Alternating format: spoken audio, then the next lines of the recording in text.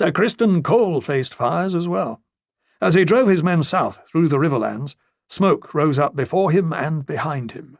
Every village that he came to he found burned and abandoned. His column moved through forests of dead trees where living woods had been just days before, as the river lords set blazes all along his line of march. In every brook and pool and village well he found death. Dead horses, dead cows, dead men, swollen and stinking, befouling the waters.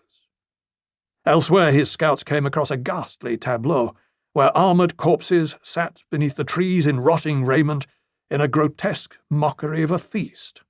The feasters were men who had fallen in the fish feed, skulls grinning under rusted helms as their green and rotted flesh sloughed off their bones.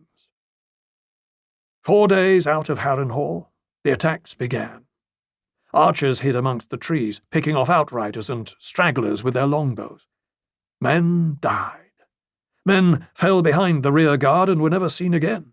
Men fled, abandoning their shields and spears to fade into the woods.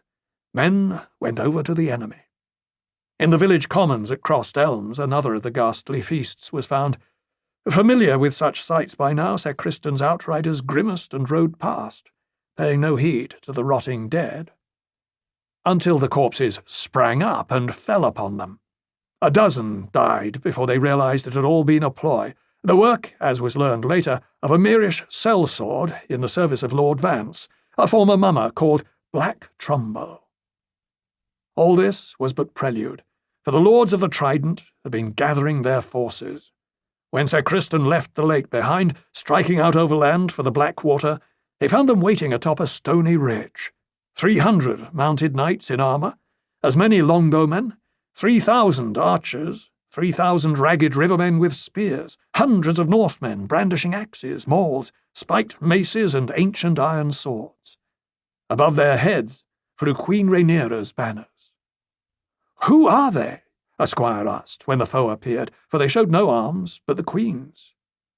"Our death," answered Sir Criston Cole, "for these foes were fresh, better fed, better horsed, better armed, and they held the high ground, whilst his own men were stumbling, sick, and dispirited." Calling for a peace banner, King Aegon's hand rode out to treat with them. 3 came down from the ridge to meet him. Chief amongst them was Sir Garibald Grey in his dented plate and mail. Pate of Longleaf was with him, the lion slayer who had cut down Jason Lannister, together with Roddy the Ruin, bearing the scars he had taken at the fish feed. "If I strike my banners, do you promise us our lives?" Sir Criston asked the 3 of them. "I made my promise to the dead," Sir Garibald replied. "I told them I would build a sept for them out of traitors' bones. I don't have near enough bones yet, so—" Sir Criston answered, "If there is to be battle here, many of your own will die as well." The Northman, Roderick Dustin, laughed at these words, saying, "That's why we come. Winter's here. Time for us to go.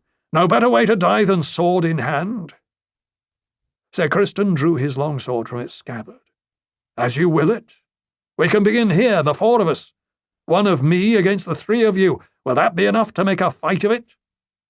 But Longleaf the lion slayer said, "I'll want 3 more," and up on the ridge Red Rob Rivers and 2 of his archers raised their longbows. 3 arrows flew across the field, striking Cole in belly, neck, and breast. "I'll have no songs about how brave you died, Kingmaker," declared Longleaf. "There's tens of thousands dead on your account." He was speaking to a corpse.